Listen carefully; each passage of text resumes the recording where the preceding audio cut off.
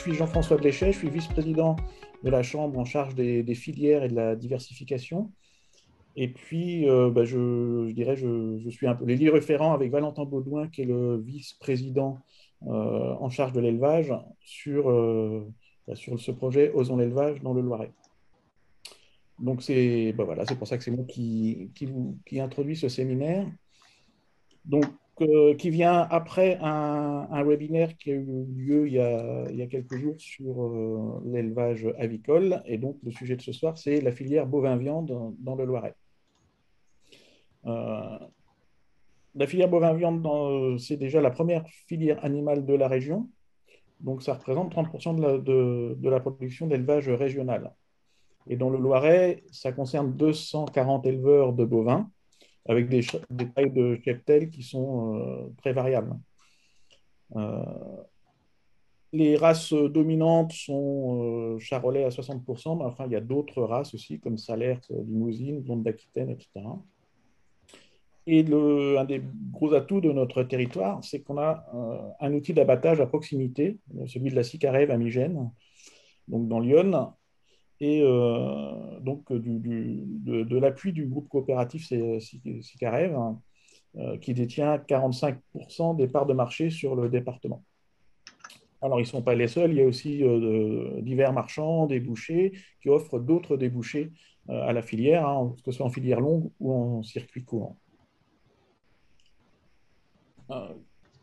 Les enjeux de la filière pour nous et pourquoi en fait on l'inscrit dans notre dynamique Osons l'élevage dans le Loiret, c'est puisque on pense qu'il faut maintenir déjà le potentiel de production dans le département. Il faut développer le label rouge pour les femelles de race à viande. Il y a aussi tous les enjeux, bien sûr, de répondre aux attentes sociétales en termes de bien-être animal, d'environnement, etc. Et dans ce cadre-là, on trouve que ce soit le bovin viande, mais aussi les autres ateliers d'élevage, hein, ça s'inscrit parfaitement en fait, dans la performance environnementale de nos exploitations agricoles. Un autre enjeu, c'est de produire de la viande tendre, donc des jeunes animaux, jeunes bovins, babinettes. Hein, et en fait, c'est une production qui est bien adaptée à notre territoire du Loiret. Parce qu'en fait, dans le Loiret, on a des productions de céréales, on a de la paille, on a des pulpes de betterave. Donc, on peut trouver un certain nombre de synergies. Et enfin, il y a un aspect important aussi, dans le cadre du développement de cette filière, c'est d'étudier des nouvelles perspectives de marché, comme la restauration collective, et l'alimentation de proximité, notamment dans le cadre du PAT, donc du plan alimentaire territorial, que la Chambre d'agriculture et le département du Loiret ont mis en place. Donc, Osons l'élevage, je rappelle brièvement pour ceux d'entre vous qui ne connaissent pas, c'est un projet qui est né de la volonté de la Chambre d'agriculture du Loiret et d'Alizé de lancer une dynamique autour de l'élevage en essayant de mettre autour de la table et en fédérant un maximum d'acteurs des filières d'élevage. Et on a récemment signé une charte avec plus de 40 partenaires qui vraiment représentent toute la filière et pas que, ce qui tourne autour. Hein. On a aussi, par exemple, le département, on a l'administration, etc. Donc, qui manifestent par là leur volonté de contribuer au maintien et au développement des filières d'élevage dans le Loiret. Et donc, il y a un engagement finalement de la filière, enfin des filières d'ailleurs, des filières d'élevage, hein, de faire connaître les besoins des filières et de promouvoir les opportunités locales de marché et de production locale. Donc, pour ce soir, l'objectif, ça sera de vous présenter en une petite heure tout l'intérêt du système de polyculture-élevage en bovin-viande et de faire un zoom sur une des attentes locales, qui est l'élevage de jeunes bovins. Je vais passer la parole à Muriel Delahaye, donc, qui est en charge à la Chambre d'agriculture de coordonner ce projet Osons l'élevage et qui va vous expliquer le déroulé de l'heure qui vient. Et je vous remercie pour votre attention. Merci Jean-François. Donc oui, on va continuer du coup sur le programme du webinaire. J'espère que tout le monde nous entend bien parce que je crois qu'on a des petits incidents techniques, mais j'espère que ça fonctionne. Donc, au cours de ce webinaire, nous allons vous présenter, comme l'a expliqué Jean-François, donc les éléments clés de la filière bovin-viande en zoomant vraiment sur le marché du jeune bovin. Donc, vous présenter effectivement l'engraissement de jeunes bovins qui peut être une opportunité locale en détaillant les indicateurs technico-économiques et également en vous proposant, en fait, expliquant les différentes possibilités d'investissement en bâtiments d'élevage photovoltaïque. Donc, pour vous présenter l'ensemble de ces éléments, nous avons fait appel à plusieurs intervenants. Donc, vous verrez, donc vous allez entendre du coup au cours de ce webinaire Emmanuel Marcel, qui est directeur de la section bovine du groupe Sicarev Coop, Guillaume Amar pardon, qui est technicien, du groupe technicien pardon, au groupe Sicarev, Pierre-Antoine Comte, responsable des services techniques Sicarev et qui présentera le contrat qui est proposé par le groupement. Anaëlle Leroy, conseillère fourrage, qui vous présentera les différents systèmes avec Émeric Etief, conseiller grande culture et économique, les différents systèmes indicatifs de polyculture élevage euh, qui comportent en fait un atelier d'élevage bovin-viande. Et Sylvain Dezeau qui rentrera vraiment de façon beaucoup plus détaillée sur les bâtiments photovoltaïques. Donc Sylvain qui est conseiller solaire photovoltaïque. Et donc moi-même qui suis animatrice du projet dans l'élevage et qui ferai le lien entre les différentes interventions. Donc pour commencer, je vais donner la parole à Emmanuel Marcel pour vous présenter la filière bovin-viande. Mais avant, j'avais juste une petite diapo en fait pour vous donner quelques éléments de vocabulaire si la production bovine est toute nouvelle pour vous et notamment la production, l'engraissement. Donc, il faut savoir en fait qu'on parle de veau, que ce soit un mâle ou une femelle, lorsque l'animal est âgé de moins de 8 mois, et de broutard, parce que c'est un terme que vous allez entendre au cours de cette intervention, pour un jeune veau en fait qui, lui, est élevé à la pâture avec sa mère et qui est destiné à être engraissé. Ensuite, on va parler de jeunes bovins pour des mâles qui vont être âgés de 8 à 24 mois. Et dans les mâles, on a aussi deux autres catégories, le bœuf et le taureau. La différence est liée au fait que le bœuf est un mâle qui est castré, qui a plus d'1 an et qui est castré. Le taureau est un mâle utilisé pour la reproduction et qui, lui, va être âgé de plus de 24 mois et sera non castré.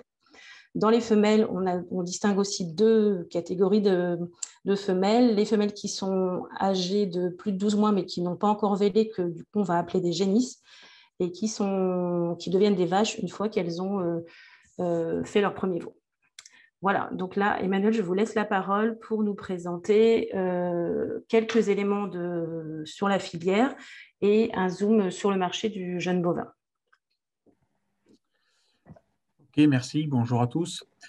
Donc, effectivement, je vais vous présenter la situation du marché avec quelques chiffres clés.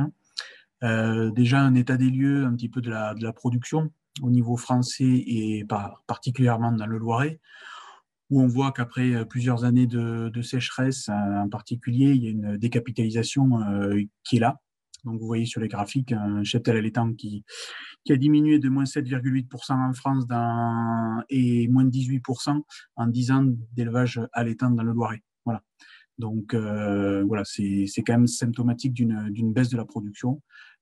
Et on connaît un petit peu les mêmes schémas dans le troupeau laitier.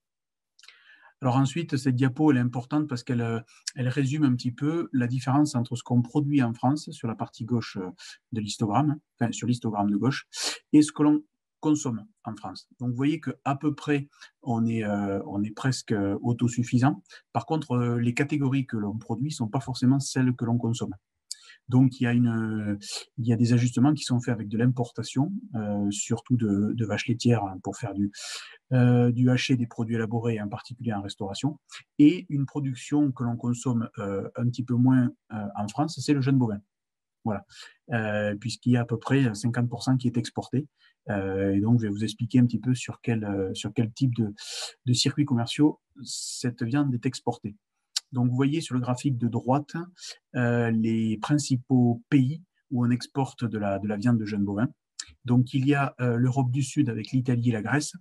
avec plutôt des quartiers arrière pour l'Italie, les avants pour la Grèce, et le marché allemand, qui est important et qui gagne des points année après année.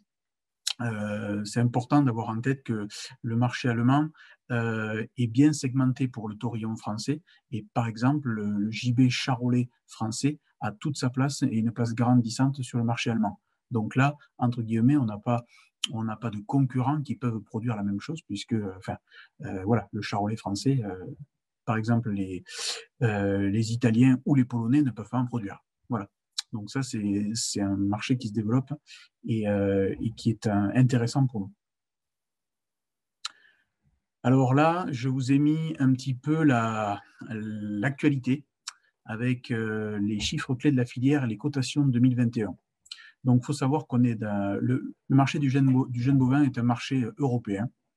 Et vous voyez que depuis le début de l'année 2020, les cours flambent sur tous les pays européens, liés à un manque de marchandises et à l'activité de consommation qui est repartie suite aux différents confinements liés au Covid-19. Oui. Donc, vous avez quelques évolutions de cours sur le marché français, allemand, espagnol et polonais sur la diapo. Donc, vous voyez que globalement, l'ensemble des cotations sont à la hausse, ce qui traduit un réel déséquilibre entre l'offre et la demande. Donc là, plus précisément, vous voyez qu'en haut, vous avez la cotation du JBU en France. Vous voyez qu'il était assez stable sur le premier semestre et que depuis l'été, on est sur une tendance forte à l'augmentation. Et ça se vérifie aussi en Allemagne et aussi en Italie. Voilà, donc sur le début de l'année, il y avait encore la consommation qui était à peine repartie au niveau européen et on avait des stocks, notamment en Italie, parce qu'ils ont acheté nos broutards l'an dernier à l'automne. Donc tous les jeunes bovins sont sortis sur le marché italien sur le premier semestre. Donc il y avait suffisamment de marchandises. Et à partir de cet été, beaucoup moins de marchandises disponibles sur tout le marché européen et donc l'ensemble des cotations qui sont à la hausse. Et donc là, on se rapproche des fêtes de fin d'année, qui sont un moment où le jeune bovin est plutôt bien consommé, en Allemagne en particulier, mais aussi en Italie. Donc les perspectives à horizon plusieurs semaines sont bonnes en termes de cours. Alors pourquoi ces cours flambent? Je vous l'ai dit, parce qu'il y a un vrai déficit de production. Donc là, c'est une diapo qui présente l'effectif de mâles français en BDNI. En comparant, je vais y arriver, excusez-moi, le mois d'octobre 2021 et le mois d'octobre 2020. Donc sur la partie gauche, vous avez les taurillons de 12-18 mois et sur la partie droite, les 18 à 24 mois.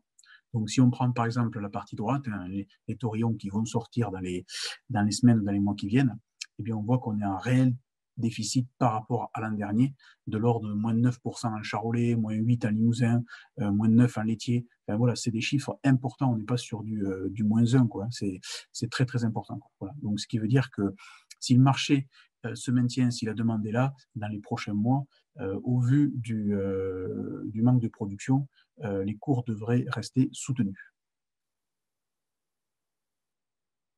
Donc, à retenir, on est sur un marché européen où, suite à différentes crises économiques, mais également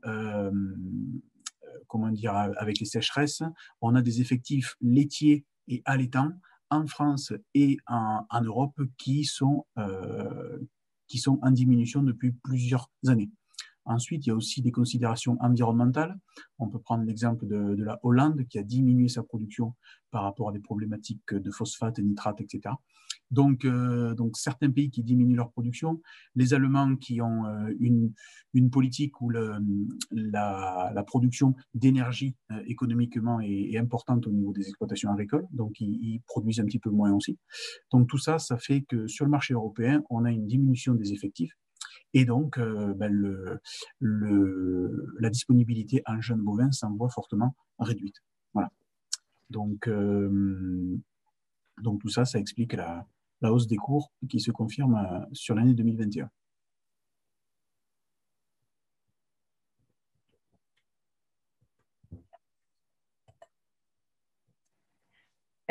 Donc merci Emmanuel pour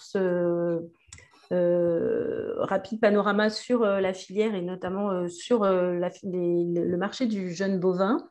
Peut-être avez-vous des questions au sujet de ce qui a été présenté, puisque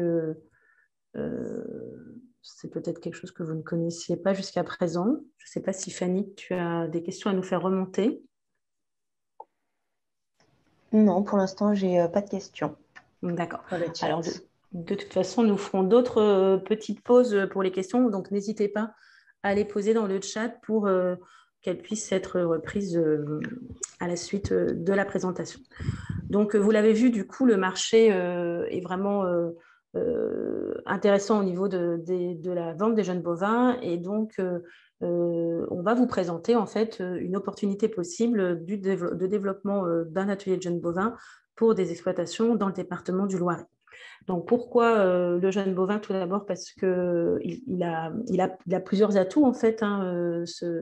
Cet atelier d'élevage est une production qui présente plusieurs atouts, dont notamment en termes de sécurisation des prix, déjà avec un marché qui est vraiment plutôt positif aujourd'hui, mais aussi parce que le groupement Sicarev, qui va vous le présenter tout à l'heure, propose un contrat indexé sur le coût de production et donc apporte une sécurisation lorsqu'on s'engage dans un atelier de jeunes bovins. Ensuite, parce que c'est un atelier qui peut être intéressant par rapport à la gestion de la main-d'œuvre sur votre exploitation. Par exemple, un atelier de 200 places, 200 jeunes bovins, en fait, occupe l'équivalent d'un mi-temps, en équivalent temps plein, ETP. Donc, ça peut vous permettre, en fait, de permettre une installation, par exemple, sur l'exploitation, de conforter une embauche ou une personne qui reviendrait dans un autre cadre sur l'exploitation. Aussi parce que le jeune bovin en fait a l'avantage en fait d'être complémentaire aux productions existantes dans la majorité des exploitations de notre département, puisque c'est une production qui valorise très bien les céréales produites sur l'exploitation, mais également la paille, et qui en retour permet de produire en fait des amendements pour les surfaces agricoles qui peuvent être épandues et donc qui apportent en fait une valeur fertilisante et aussi une valeur de la matière organique. Donc ça va vous être présenté dans les minutes qui viennent de façon plus détaillée.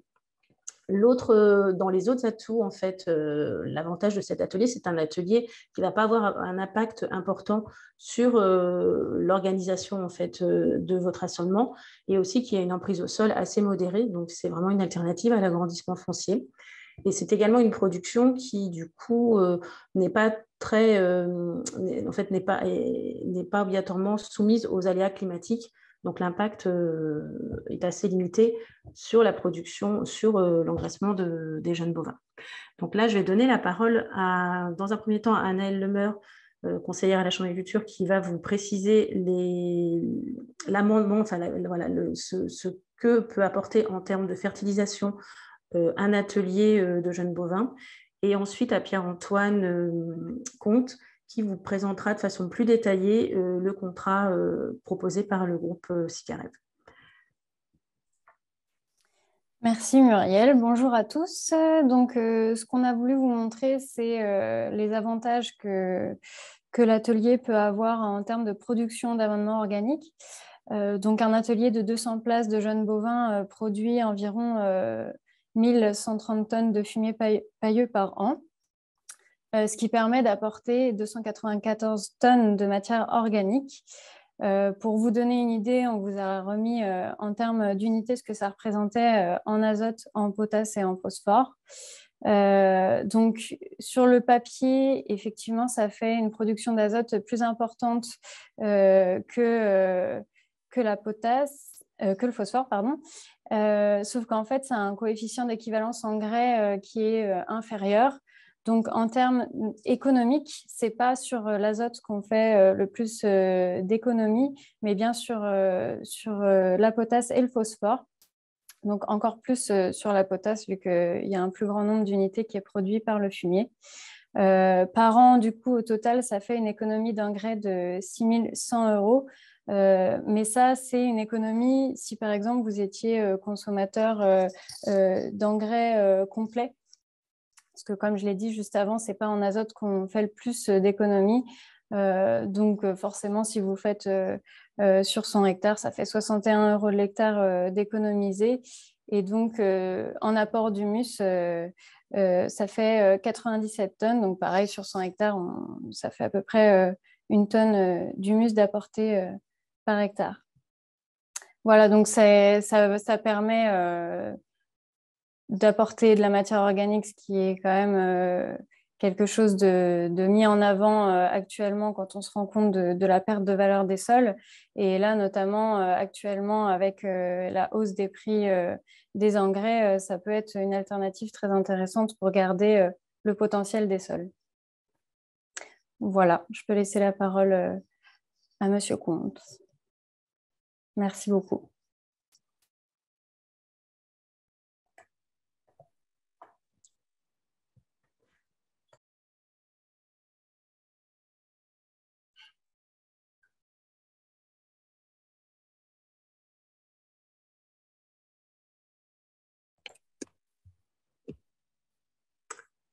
Donc, je vous laisse, Pierre-Antoine, je vous laisse présenter du coup le contrat qui sécurise en fait, qui peut permettre de sécuriser les exploitations.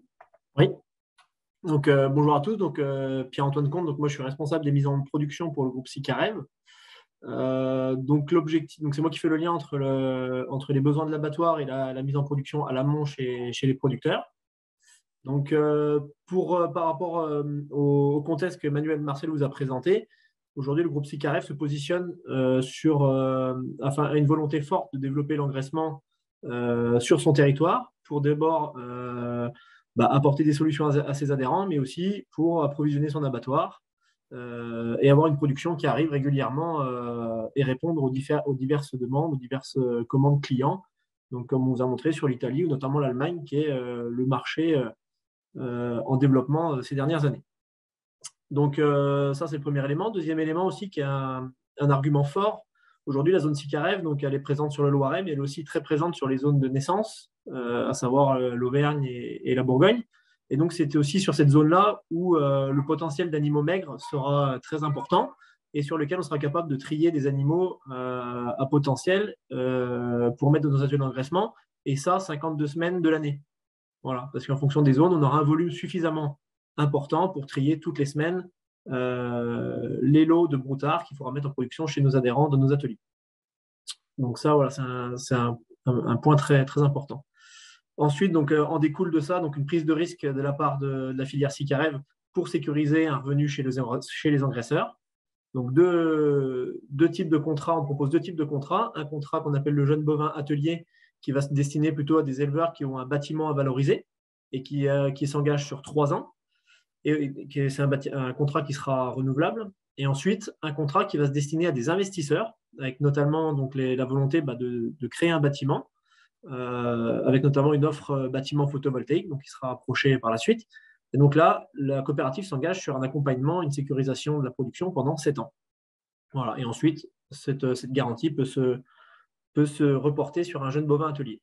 Donc, qu'est-ce que garantit ce contrat? Ce contrat, aujourd'hui, permet de garantir un prix de revient à l'engraisseur, qui est basé sur les éléments suivants. Donc, comme vous pouvez le voir, donc tout d'abord, on sécurise le prix du maigre, puisque l'engraisseur ne sera pas garant, on va dire, du coût du maigre. Hein, si le maigre n'est pas cher ou si le maigre est cher, c'est la COP qui prendra le risque en suivant le cours du jour lors de la mise en place. Ensuite, le gros pavé, c'est le coût de l'alimentation.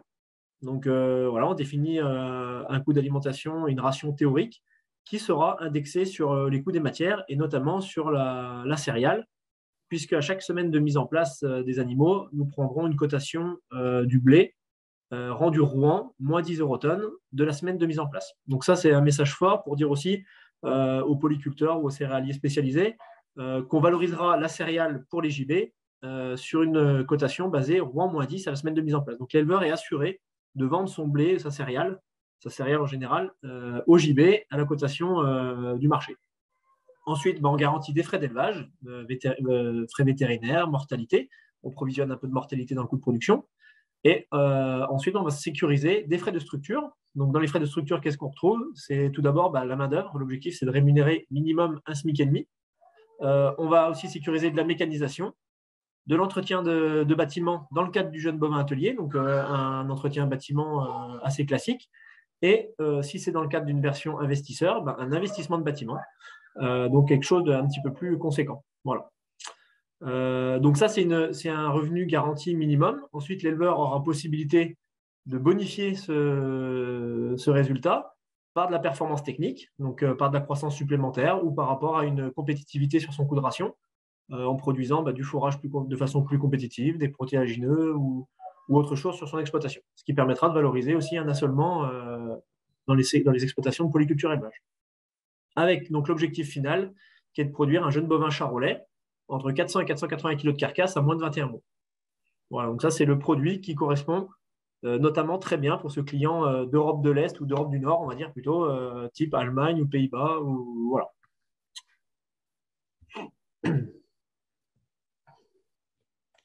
Merci Pierre-Antoine.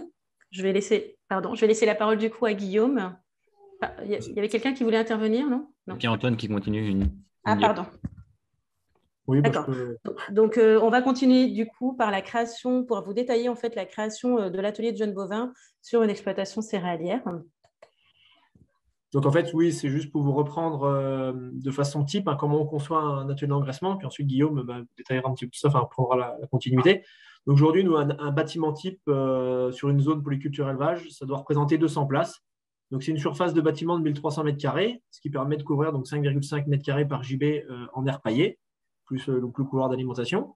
Avec une mise en place régulière toute l'année, en mettant des broutards de 9 mois qu'on reprendra autour de 18 mois. On va chercher des fois un petit peu plus jeunes, 15-16 mois. Ça nous permet de faire un taux de rotation et 200 places permettra de produire 280 JB, donc ce qui fait un taux de rotation de 1,4. Voilà, en race charolaise principalement. Voilà. L'alimentation type, pour nous, les alimentations les mieux positionnées pour faire ça, c'est les rations base ensilage maïs ou pulpe surpressée pour les zones pulpe. Et ensuite, l'objectif, c'est de valoriser de la céréale de l'exploitation. Et après, reste le correcteur azoté, donc qui peut être amené de façon plus ou moins importante en fonction de la production de protéagineux sur l'exploitation. Donc voilà, la durée d'engraissement, faut prévoir une durée de 240 jours et une vente entre 16 et 18 mois pour un poids carcasse de 450 kg. Voilà. Donc, je prends la suite. Donc, pour vous détailler un petit peu plus les indicateurs sur lesquels il est important d'être bon pour avoir une bonne réussite de l'atelier. Donc, tout d'abord, il y a l'aspect mortalité. Donc, c'est un indicateur très important avec le coût alimentaire. C'est les deux principaux pour bien gérer son atelier. Donc, l'objectif, c'est de ne pas dépasser les 2%. Donc, ça se gère très bien sur la gestion, sur les protocoles sanitaires à mettre en place que la coopérative vous conseille et aussi notamment sur l'aspect rationnement, donc à bien respecter. Donc, voilà, c'est des choses qui se respectent tout à fait. Ensuite, donc, il y a le prix du broutard.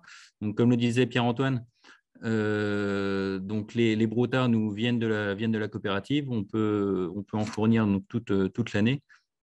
Donc, le prix du broutard est pris en compte dans le contrat. Donc ça, j'ai envie de dire, c'est les fluctuations du marché ne vont pas faire en pâtir la marge finale de l'engraisseur.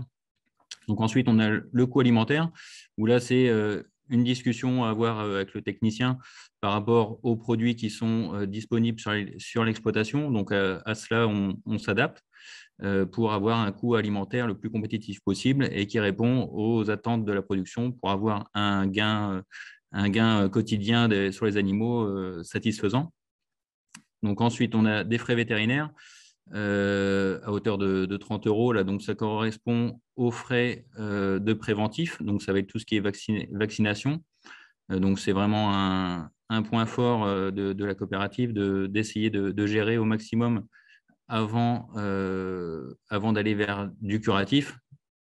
Et donc, ces 30 € prennent en compte également un petit peu de curatif sur les animaux. Ensuite, on a des frais d'élevage donc ce qui correspond à l'eau notamment, les frais de prophylaxie qu'il peut y avoir.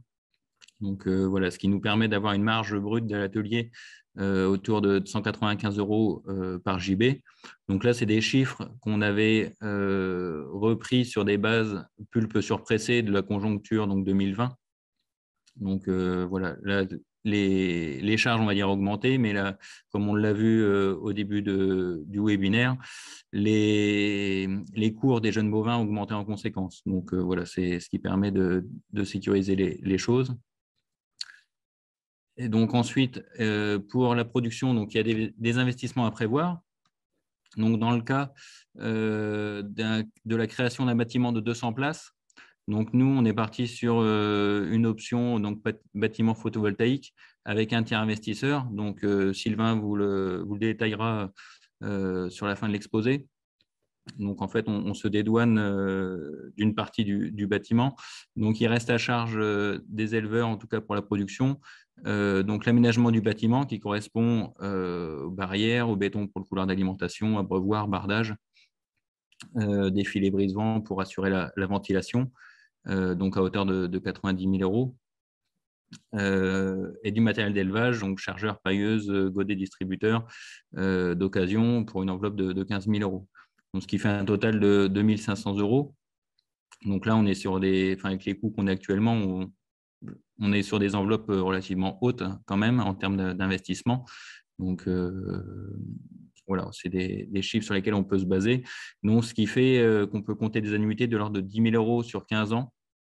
Donc ça, hors aide éventuelle, donc PCAE, donc c'est le soutien de la part de l'Europe et de l'État, et puis Cap Filière, où là, c'est des investissements qui peuvent très bien rentrer dans ce type de dossier. Donc, à titre d'information, sur 2020-2021, on était sur des enveloppes autour de 30% minimum de subventions, donc sur ce type d'investissement. Voilà. Donc ensuite, le métier au quotidien. Donc comme ce que précisait Muriel en début d'exposé, donc le temps de travail moyen pour 200 JB, ça représente 0,5 UTH. Et donc le travail quotidien, donc ça représente 3 heures par jour.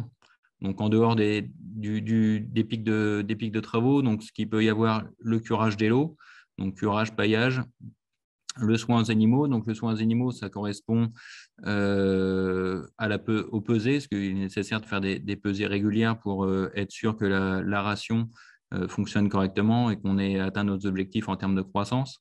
Mais aussi, c'est sur tout ce qui est vaccination, préventif au niveau sanitaire. Donc, c'est des soins à faire aux animaux qui peuvent être faits régulièrement.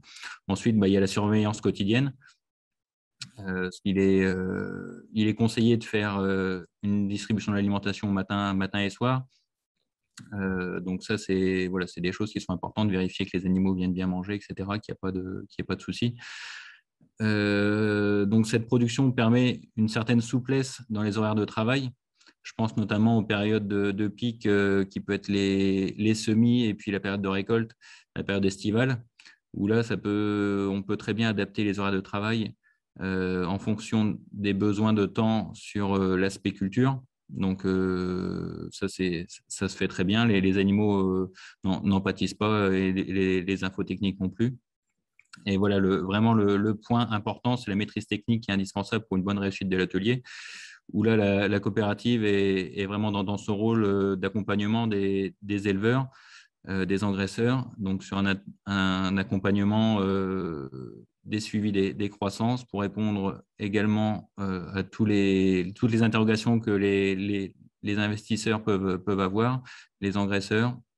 Et donc derrière, on fait des remises de lot régulières pour bien vérifier lot par lot et rectifier les éventuels écarts qu'il peut y avoir dans la conduite des animaux.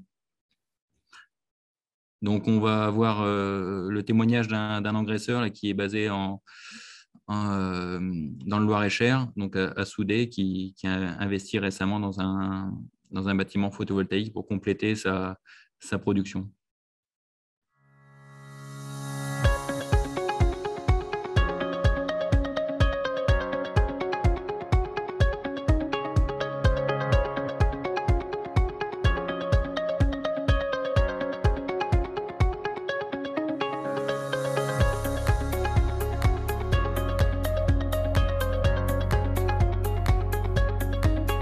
Je me suis installé en 1996, production laitière en GAEC, 3 personnes. Arrêt de ce GAEC en 2007. Donc en 2007, je me suis retrouvé avec un contrat à Genisse.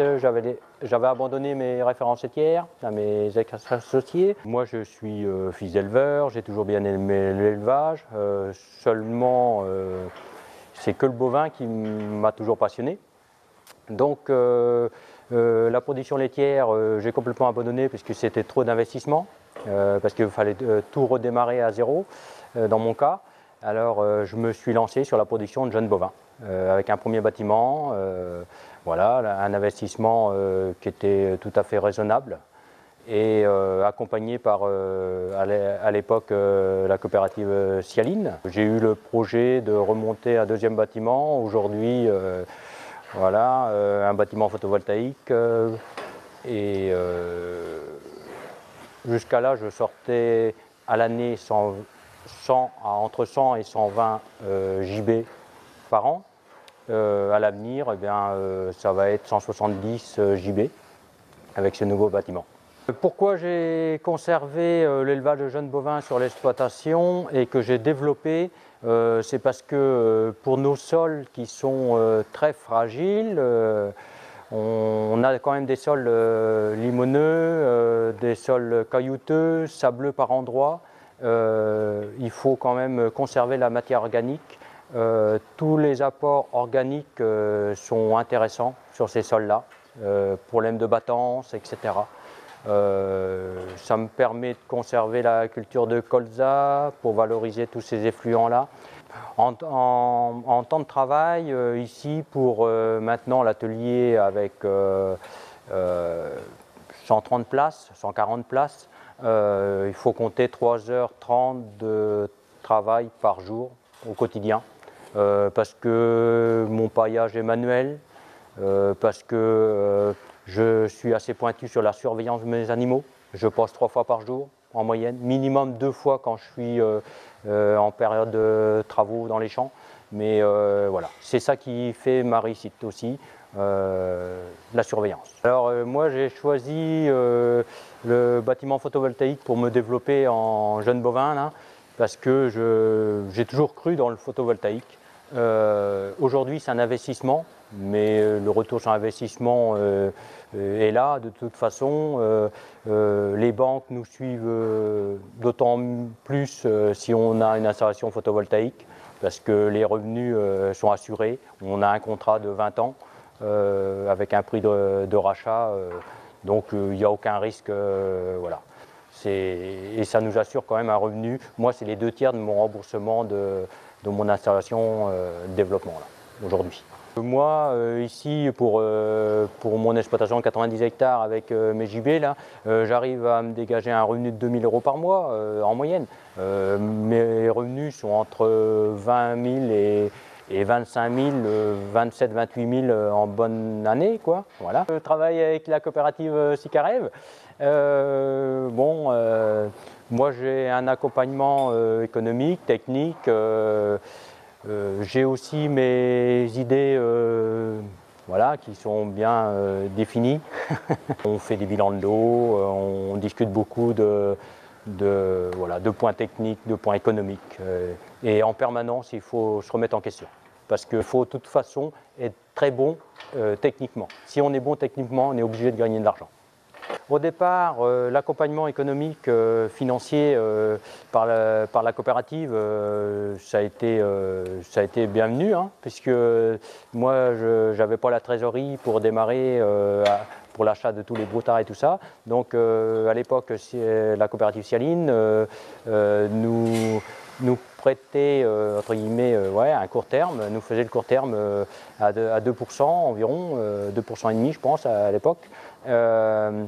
Et donc c'était intéressant. Et, au fil du temps, eh bien, maintenant j'ai ma trésorerie, j'arrive à me faire ma propre trésorerie. Parfois je demande la trésorerie à la coopérative, à la banque, ça dépend. Au taux le plus intéressant, l'un ou l'autre, quoi. Et bien souvent j'arrive à financer mes animaux directement sans accompagnement aujourd'hui. À mon niveau, je suis confiant dans la filière de jeunes bovins parce que je pense réellement qu'il y aura encore besoin de toute façon. Et puis, moi, c'est ma seule production animale et j'arrive à dégager un revenu confortable. Ça a été mon développement il y a 12 ans et aujourd'hui c'est encore mon développement et puis je pense que je continuerai dans cette production-là.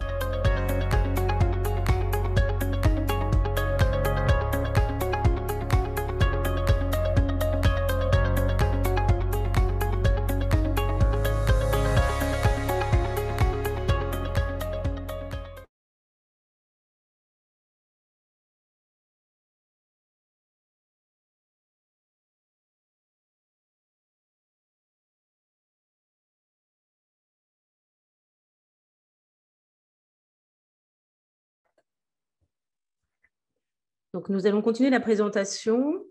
Juste, peut-être y a-t-il des questions suite au témoignage de Michel Leroy, donc l'éleveur qui nous a autorisé à filmer son témoignage, et suite à l'intervention de Guillaume et Pierre-Antoine. Je ne sais pas, Fanny, s'il y a des questions dans le chat. Donc, si nous continuons. Du coup, je continue. Oui, pour l'instant, on n'a aucune question dans le chat. Parfait. Donc, en fait, nous allons continuer du coup sur l'exemple de création en fait, d'un atelier de 200 jeunes bovins, d'un atelier de jeunes bovins sur une exploitation céréalière et vous présenter en fait ce que ça implique sur une exploitation céréalière, enfin sur même 2 types d'exploitation céréalière, et donc vous présenter ce qu'on appelait des systèmes indicatifs de polyculture élevage. Et là, je laisse la parole à Émeric et également Anaëlle qui vous présente ces systèmes indicatifs. Bonjour à tous. Donc, du coup, au niveau de ces 2 systèmes indicatifs, on a choisi de prendre 2 potentiels différents, un qui sera plus représentatif d'une zone intermédiaire et l'autre d'une zone à potentiel agronomique plus élevé. Donc, d'abord, sur la zone intermédiaire, on s'est basé, en fait, ces types d'exploitation viennent du réseau Inosis, des 4 types Inosis champs d'agriculture. La première exploitation SAU de 120 hectares qui aujourd'hui permet le travail d'une personne à 0,6 UTH, donc on n'est pas sur un plein temps. On a un assolement colza, blé, orge, tournesol avec un potentiel agronomique, comme on l'a dit, qui est plutôt faible. Un parc matériel qui est décrit un petit peu en exemple, mais voilà, ce qu'il faut retenir, c'est qu'on a des annuités liées à ce parc matériel d'environ de 20 000 euros par an et un revenu disponible aujourd'hui de 12 000 euros par an.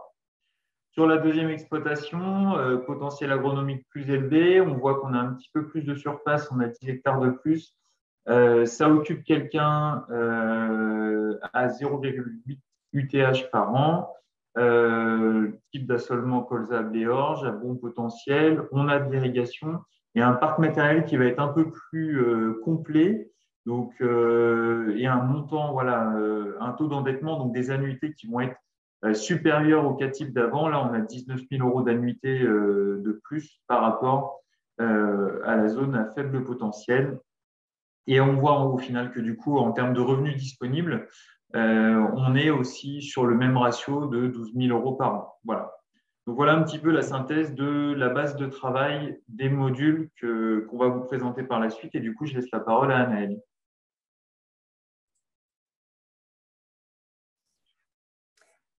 Merci. Alors, pour vous expliquer, on a repris les 2 mêmes colonnes là, avec l'exploitation de zone intermédiaire et l'exploitation avec la zone à plus fort potentiel. On a fait le choix de montrer en fait un atelier avec 100 places et l'autre avec 200 places pour vous montrer un petit peu ce qui est possible de faire. Et c'est surtout que pour la première option, en fait, on est parti comme si on remettait de l'élevage dans une ancienne stabulation, donc d'environ 600 mètres carrés pour accueillir justement ces 100 places de jeunes bovins.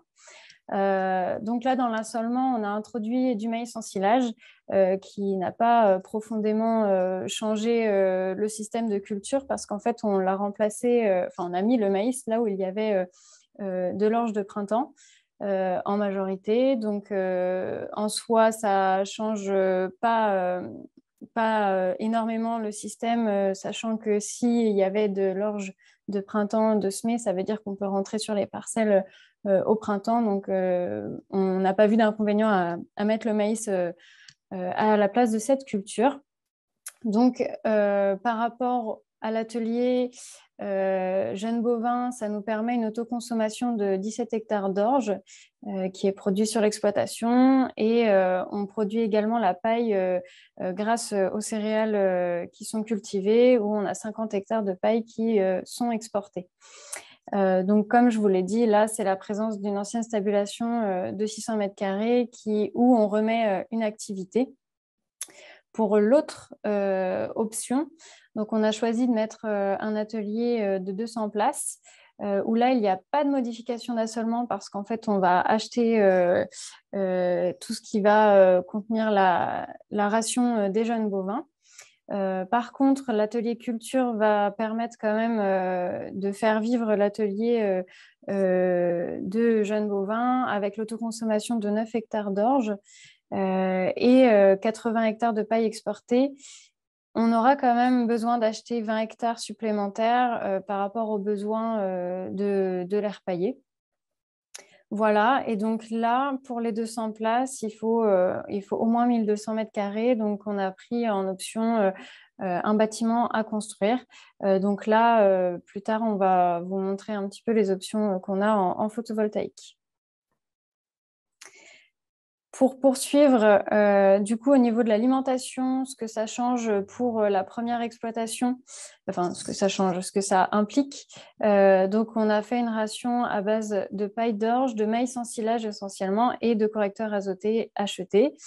On a juste en dessous le calendrier de travail où on a voulu vous montrer en fait la différence avec l'exploitation que en grande culture. Donc, c'est les colonnes en bleu en grande culture. Et en rouge, on vous a rajouté en fait le temps de travail qui est nécessaire pour l'atelier jeunes bovins ici avec 100 places. Donc, on a estimé à 1 à 2 heures par jour. Donc, comme vous pouvez le voir, en fait, sur une année, en gros, ça fait une UTH avec des moments un peu plus tendus, notamment au niveau de la période des semis d'automne au mois d'octobre. Dans la deuxième exploitation, avec l'atelier donc de 200 places, là, comme je vous l'ai dit tout à l'heure, la ration, en fait, elle est principalement achetée au niveau de la pulpe de betterave surpressée et correcteur azoté. La paille et l'orge sont autoconsommés. Donc, l'utilisation de pulpe de betterave permet de ne pas modifier en fait l'assolement de l'exploitation. Le calendrier de travail, quant à lui, il était un peu plus chargé en grande culture. Donc, déjà de base, on était plus proche de 1 UTH. Et le fait que l'atelier soit de 200 places, on est à 3 heures de travail par jour minimum. Donc là, en fait, il faut que l'atelier puisse rémunérer, l'atelier JB plus grande culture puisse rémunérer 1,5 UTH. Donc, en synthèse de ces deux présentations d'évolution des systèmes, avec le rajout d'un atelier de 100 jeunes bovins dans la zone intermédiaire et 200 jeunes bovins à haut potentiel, on retrouve du coup les deux marges brutes de chaque atelier, grande culture et puis atelier jeunes bovins. On améliore du coup, ce qu'il faut savoir, c'est qu'on améliore notre marge brute sur l'atelier grande culture, comme on l'a vu, avec du coup une économie en amélioration de fond.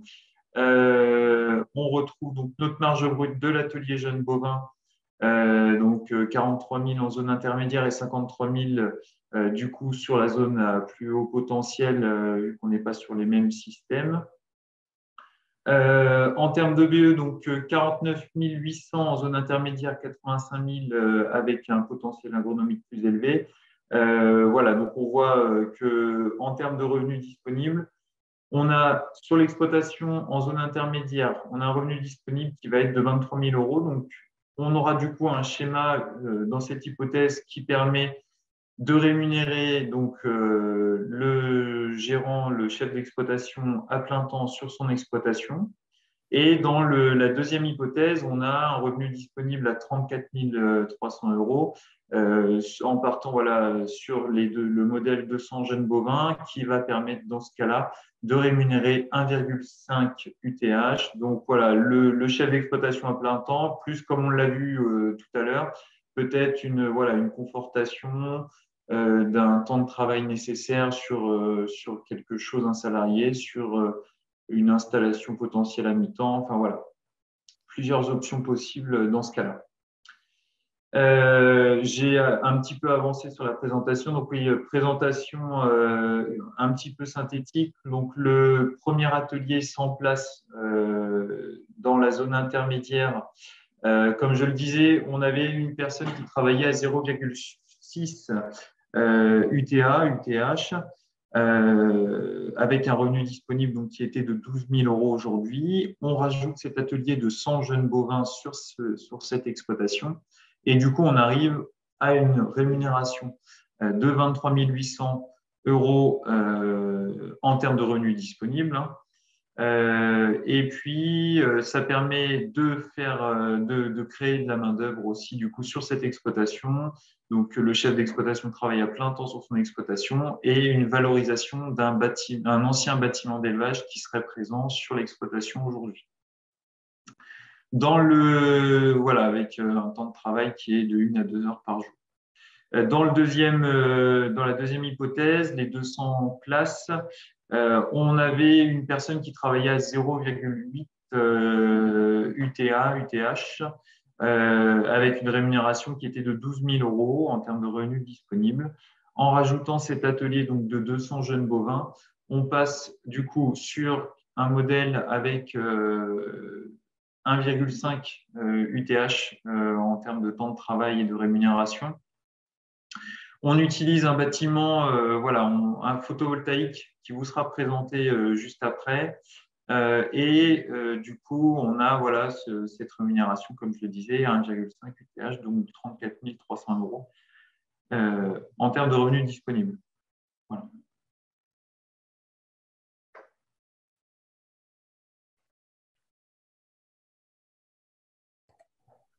Du coup, il y a peut-être des questions sur cette présentation technique des systèmes de polyculture élevage qui intègrent un atelier de jeunes bovins.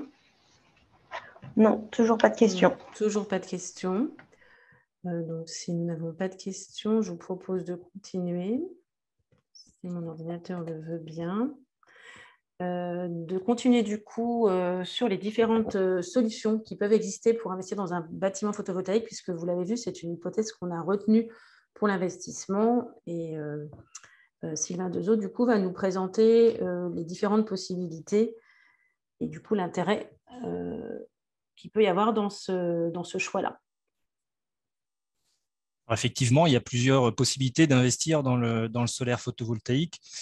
Vous avez pu entendre à l'occasion des diverses interventions précédentes qu'on parlait de tiers investisseurs. La personne qui a témoigné a parlé plutôt d'investissement. Effectivement, nous, on identifie 3 solutions pour s'équiper.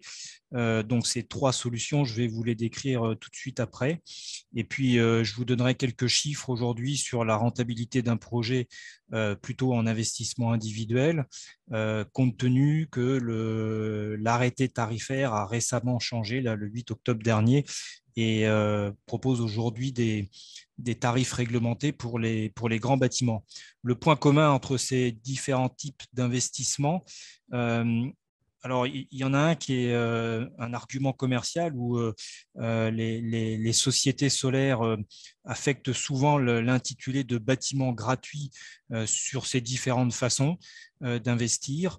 Alors, cette notion de gratuité, elle peut être relative et en tout cas, au moins à relativiser. Il y a un point commun, par contre, c'est qu'on est souvent, quand on parle de bâtiments gratuits sur ces 3 solutions-là, sur des offres de bâtiments qui sont souvent standardisées. mais je vais rentrer dans le détail. Donc, la première solution, c'est l'investissement individuel. Voilà, donc l'investissement individuel, c'est probablement la solution la plus fréquente celle que l'on voit le plus souvent pour investir. Vous êtes propriétaire de votre centrale, c'est vous qui avez mis l'argent sur la table. Elle s'adresse, alors ça on a vu tout à l'heure aussi dans les différents scénarios qui se sont présentés, aussi bien aux projets sur bâtiments neufs que sur des bâtiments existants. Donc, c'est vous qui investissez dans la centrale, c'est vous qui vendez l'électricité.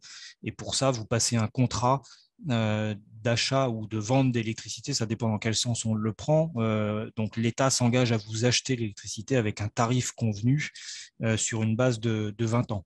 Aujourd'hui, on est essentiellement sur une vente en totalité de l'électricité, mais le principe de l'autoconsommation commence à faire tout doucement son chemin. L'idée commence à se développer. On n'a pas encore trop de systèmes de stockage, donc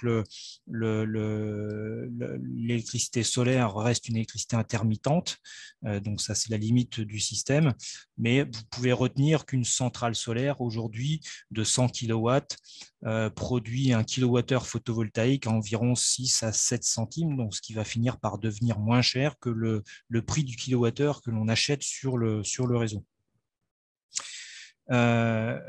Donc, comme pour les bâtiments, l'investissement aujourd'hui individuel est impacté par l'inflation.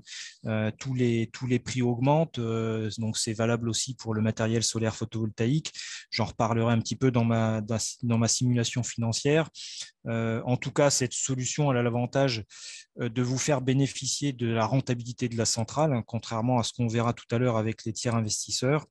La centrale vous appartient, vous êtes chez vous. Bon, par contre, il faut assumer l'entretien et le risque de panne, ça fait partie des inconvénients.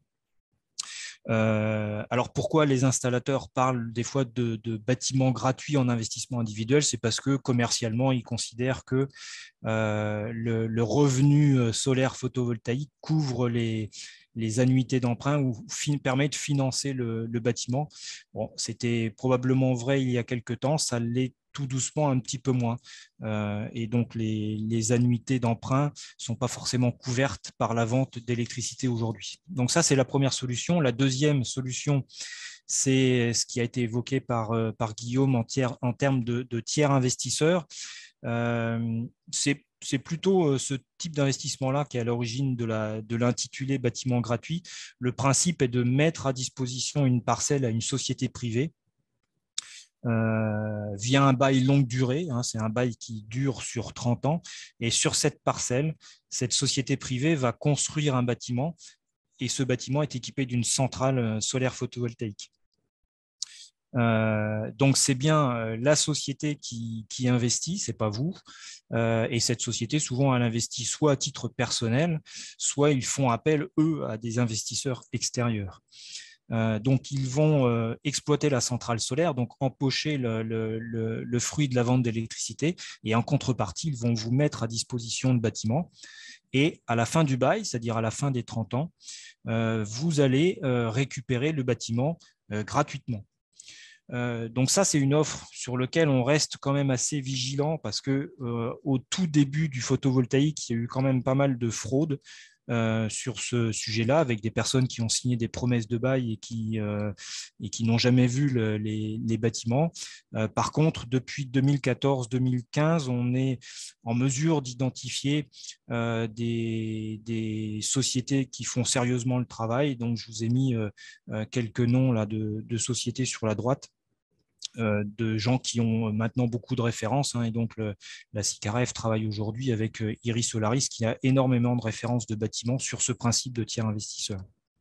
Alors ces gens-là, ils ont des exigences pour construire un bâtiment chez vous, des exigences de rentabilité bien sûr, qu'ils vont baser déjà sur le potentiel de production solaire du bâtiment, à ce qui est lié entre autres à son orientation. Mais ça n'interdit pas de faire des bâtiments est-ouest aujourd'hui, c'est essentiellement du bâtiment sud, mais ils offrent aujourd'hui la possibilité de faire du bâtiment est-ouest. Ils vont avoir un impératif de surface, et dans le contexte d'inflation qu'on a aujourd'hui, le bâtiment type 100 kg qui fait à peu près 500, 600, 700 mètres carrés commence à peiner en termes de rentabilité. Donc, il s'oriente plutôt vers des centrales de 300 kg, ce qui correspond à des bâtiments de 1500, 1700 mètres carrés, voire même 500 kg. Et là, on est plus sur du bâtiment de 2700 mètres carrés. Alors, il y a un troisième critère qu'ils vont prendre en compte qui est important, c'est le coût du raccordement. Parce que si vous êtes trop loin d'un point de raccordement sur le réseau et que ça coûte trop cher, ça met à mal la rentabilité et pour le coup, le tiers investisseur n'est plus intéressé. Alors, quand je dis que la notion de gratuité, on va rester juste un petit peu sur la diapo précédente, quand je dis que la gratuité est toute relative, faut savoir qu'en tiers investisseur, vous pouvez avoir un reste à charge, même si c'est la société qui construit le bâtiment, mais vous allez avoir à votre charge éventuellement des frais administratifs de géomètre, par exemple, des frais de terrassement, des frais de conception de bâtiment, parce que le bardage, les portes peuvent rester à votre charge. Et puis, bien sûr, vous allez avoir la partie aménagement intérieur, mais ça a été évoqué tout à l'heure. Donc, restez vigilant sur ce qui vous reste à payer et puis restez vigilant sur la qualité du bâtiment puisque à la fin du contrat de 30 ans, vous récupérez le bâtiment. La durée de vie des panneaux étant d'à peu près 30-40 ans, ça veut dire que vous récupérez une centrale qui est en fin de vie. Les onduleurs ont une durée de vie de 12-15 ans, donc ils vont avoir au moins été changés une fois. Donc, il faut vous poser la question de ce qu'advient le bâtiment une fois qu'il vous est restitué. Est-ce que la centrale est mise à niveau? Est-ce qu'elle est démantelée? Voilà, tout ça, ce sont des points qui sont importants. Puis aussi sur le type de bail à signer, attention, parce que là, il peut y avoir des subtilités fiscales, donc n'hésitez pas à vous faire encadrer par un notaire ou un conseiller juridique. Enfin, la troisième façon d'investir, c'est l'investissement collectif. On parle souvent de SAS, ça c'est la structure. En fait, c'est le même concept que ce qu'on a vu précédemment avec le tiers investisseur, sauf que là, le tiers investisseur, c'est un groupe d'agriculteurs dont vous faites partie. Alors, c'est un modèle qui a été beaucoup développé ça, dans les secteurs d'élevage. Donc là encore, on parle de bâtiments gratuits et là encore, la notion de gratuité, elle est toute relative puisque à partir du moment où vous allez acheter des parts sociales dans la SAS, il va falloir les financer. Mais c'est un concept qui est intéressant parce que, bien sûr, comme le tiers investisseur, ça permet de limiter l'investissement et la somme d'argent que vous allez bloquer dans le montage du projet. Et donc, ça va vous laisser des capacités d'investissement pour le reste de vos projets. Mais ça permet à plusieurs niveaux, c'est intéressant, ça permet de mutualiser le risque en termes de fonctionnement de centrale. Si votre centrale tombe en panne et que vous perdez en production, c'est mutualisé au sein du groupe. Donc ça, c'est un avantage que vous n'avez pas à titre individuel. Ça permet aussi de faire des économies sur l'achat de la centrale et l'achat du bâtiment, parce qu'en groupe, quand vous achetez 20 bâtiments et que vous achetez 20 centrales solaires, forcément, vous les payez moins cher. La contrepartie de ce type de projet-là sont des projets qui sont assez lourds à monter, des démarches qui sont relativement longues et des fois, à titre individuel, les projets aboutissent plus vite. Donc ça, c'est la partie un peu contraignante. Vous avez une SAS qui s'est montée sur le département du Loiret et qui s'adresse en partie aujourd'hui à des céréaliers, mais aussi à des éleveurs. Ils ont standardisé un bâtiment d'élevage. Là encore, on est sur du bâtiment standardisé, puisque quand on est dans un cadre de mutualisation, on essaye de faire le plus de bâtiments identiques possible. Voilà, en introduction, je vous ai parlé de l'évolution du nouvel arrêté, donc je vais vous en dire quelques mots. Donc, il est paru très récemment, le 8 octobre dernier, il était attendu depuis 1 an et demi. Donc, c'est l'arrêté qui définit en fait la façon dont vous être acheté l'électricité sur le guichet ouvert, c'est-à-dire sans passer par les démarches d'appel d'offres. La particularité du guichet ouvert, c'est vous le demandez, vous l'avez, alors que la particularité de l'appel d'offres, c'est qu'il faut déposer un dossier qui est mis en concurrence avec d'autres dossiers. Vous n'êtes pas sûr d'obtenir en fait la validation de votre projet. La particularité de ce nouvel arrêté tarifaire, c'est qu'il ouvre le guichet ouvert aux installations de plus de 100 kW, alors qu'avant, le guichet ouvert s'arrêtait à 100 kW de puissance. Aujourd'hui, il ouvre la porte aux bâtiments aux centrales comprises entre 100 et 500 kW, donc ce qui permet d'envisager des bâtiments qui vont jusqu'à 2500 mètres carrés de toiture couverte, hein, puisqu'on compte à peu près 5 mètres carrés par kilowatt de puissance. Donc ça, c'est sa première particularité.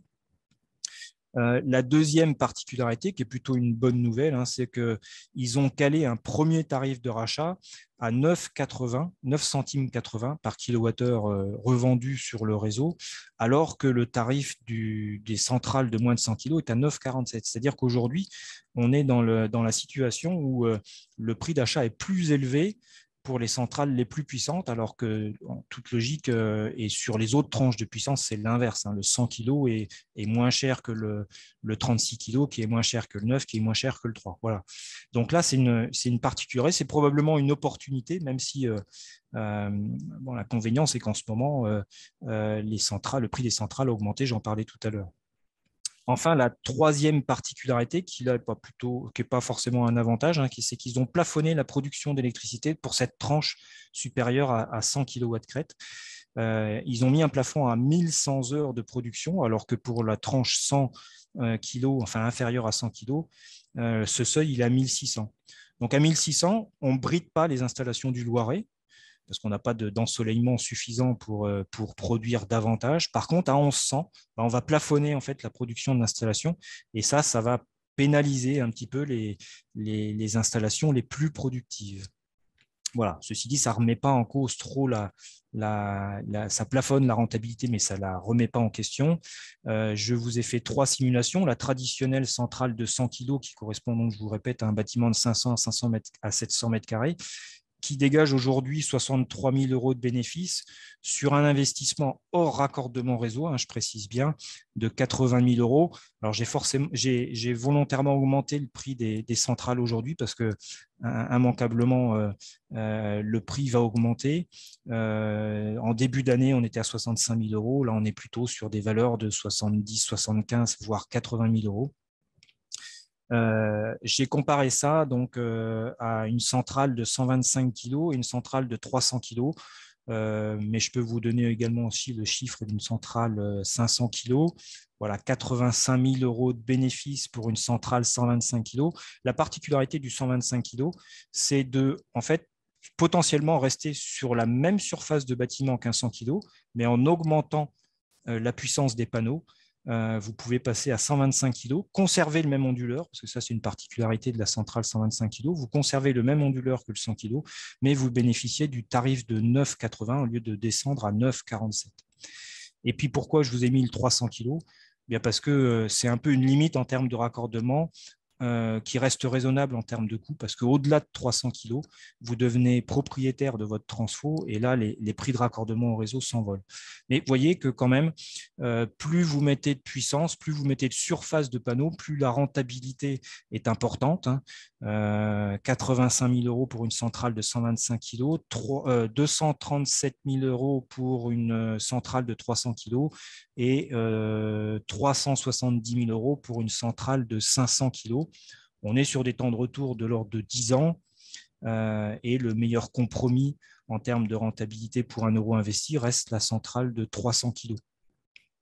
Donc voilà, donc ça reste, malgré le contexte, des projets intéressants qu'il faut réfléchir. Voilà, la particularité aujourd'hui, ça va être de trouver des installateurs qui sont capables de vous garantir leur prix de vente d'installation dans ce contexte d'inflation.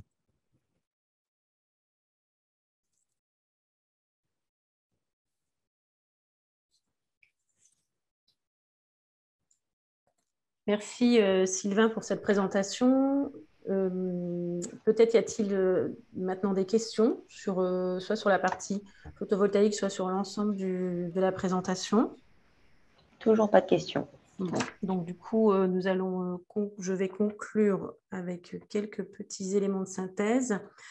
Pour vous repréciser, donc, vous le voyez, en fait, la création d'un atelier de jeunes bovins peut être une opportunité viable, puisqu'en fait, c'est une production qui a des débouchés assurés avec un marché vraiment porteur, comme on a pu le voir là sur cette année, en tout cas confirmé sur cette année 2021. Un atelier qui permet, vous l'avez vu dans les présentations des systèmes indicatifs, de sécuriser le revenu, voire l'emploi d'un salarié, pourquoi pas, sur l'équivalent d'un mi-temps lorsqu'on est sur une taille d'atelier de 200 jeunes bovins.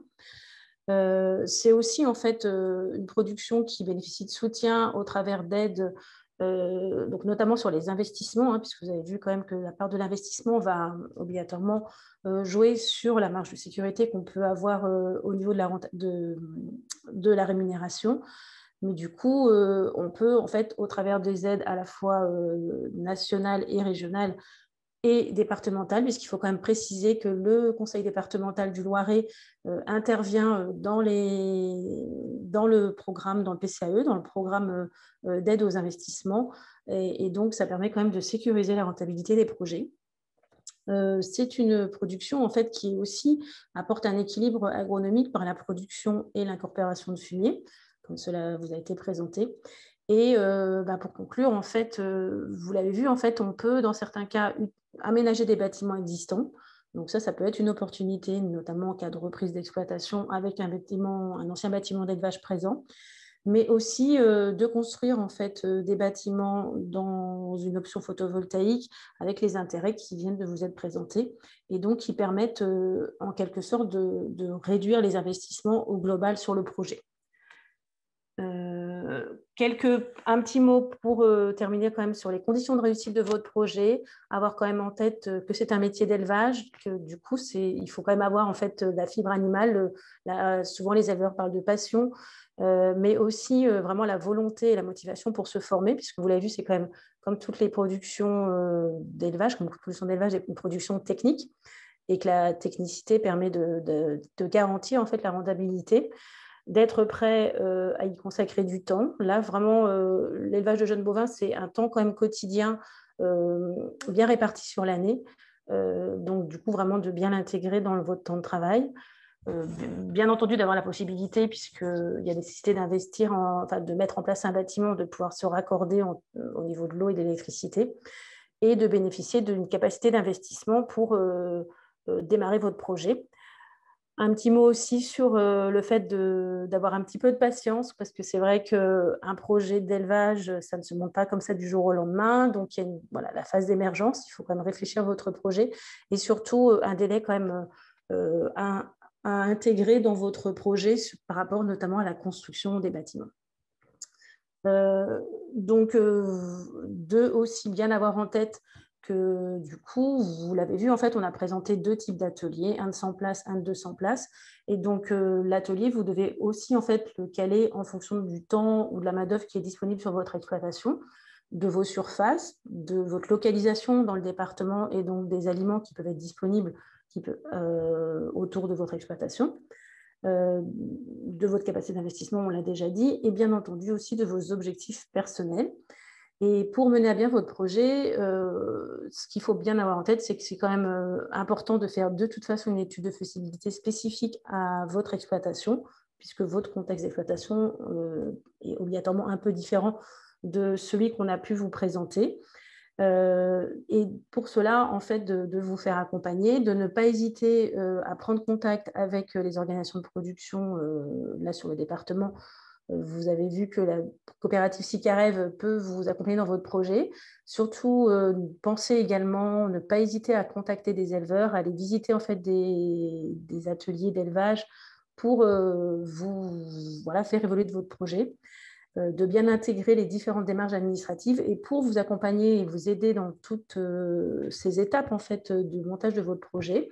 Nous avons mis en place en fait ce qu'on appelle un point d'accueil, le point d'accueil Osons l'élevage. Donc vous voyez le numéro ci-dessous, qui va vous permettre en fait d'avoir une coordination de votre projet du début de l'émergence jusqu'à la création de votre atelier, et va vous accompagner pour vous donner des contacts notamment, et également pour vous mettre en relation avec l'ensemble des partenaires du projet Osons l'élevage qui pourront vous accompagner aux différentes étapes de votre projet. Donc surtout, n'hésitez pas à nous contacter pour toutes les questions que vous pouvez avoir autour de la production. Je vais, pour conclure ce webinaire, laisser la parole à Jean-François Blécher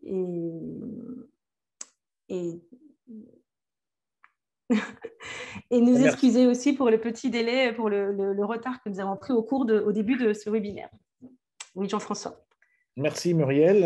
Écoutez, je voudrais vous remercier tous de votre participation, en particulier remercier la CICAREF pour le travail qu'on fait ensemble dans ce projet Osons l'élevage, et en particulier ce soir Emmanuel Marcel, Pierre-Antoine Comte et Guillaume Amar, dont les interventions, je pense, auront suscité beaucoup d'intérêt pour vous. Je voudrais en profiter aussi pour remercier Monsieur Leroy qui a bien voulu témoigner et vous apporter la vision agriculteur ce soir sur cette filière du jeune bovin. Osons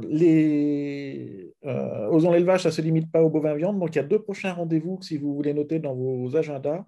Le 2 décembre, on fait un webinaire sur la filière ovine et le 9 décembre sur la filière bovin-lait.